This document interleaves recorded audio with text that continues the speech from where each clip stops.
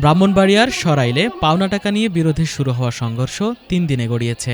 ৩ দিন ধরে বিরতি দিয়ে চলতে থাকা এই সংঘর্ষে উপজেলার গুরুত্বপূর্ণ এলাকা অচল হয়ে পড়েছে।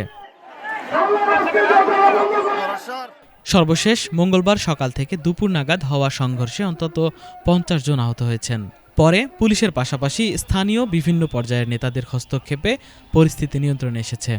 3 দিন ধরে যজ্ঞ চলতেছে, ঠিক আছে। প্রশাসন আসে, কিছু করে না, ঠিক আছে।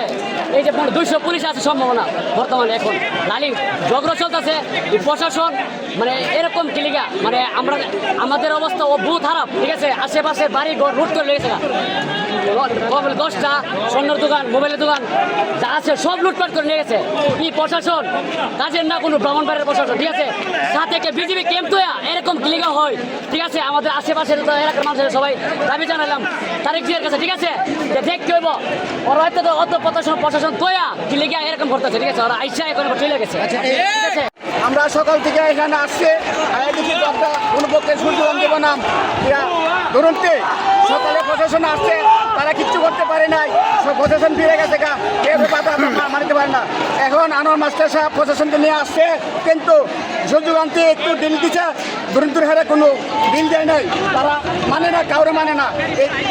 আবার কোনো পক্ষে আবার সংঘর্ষ বাইতে গেছে, কিন্তু প্রশাসন আর রাখ পারে না। এটা আমি প্রশাসনের দৃষ্টি আকর্ষণ করছি, আপনারা যথারীতি এই ঝগড়াকে নির্মূল করেন, নাহলে মার্ডার হয়েছে আরও হবে। দেশের আইন শৃঙ্খলা বাহিনী আপনারা যথাসাধ্যভাবে এই ঝগড়াকে নিষ্পত্তি করার জন্য আমাদেরকে সহযোগিতা করেন। আমরা জনগণ আপনার পাশে আসে ইনশাল্লাহ। আমি মোহাম্মদ আওলাদ হোসেন। গত পরশু থেকেই এই সংঘাতটা চলছে। আমরা আজকে সকাল থেকেই সংবাদ পাওয়ার পরে অতিরিক্ত ফোর্স মোতায়েন করেছি। বর্তমানে পরিস্থিতি আমরা নিয়ন্ত্রণে আনতে পেরেছি এবং এই পরিস্থিতি যাতে আরও না বাড়ে, সংঘর্ষ আরও না বাড়ে, সেক্ষেত্রে আমরা সতর্ক অবস্থানে আছি।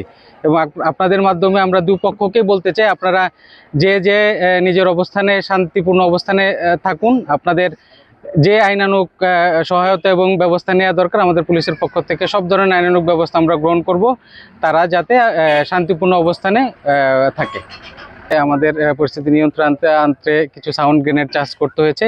এই সংখ্যাটা আমরা কাউন্ট করে তারপর বলতে পারবো। এখন পর্যন্ত কোনো মামলা রুজু হয়নি, আমরা লিখিত কোনো অভিযোগ পাইনি। অভিযোগ পাওয়া মাত্রই আমরা ব্যবস্থা গ্রহণ করব।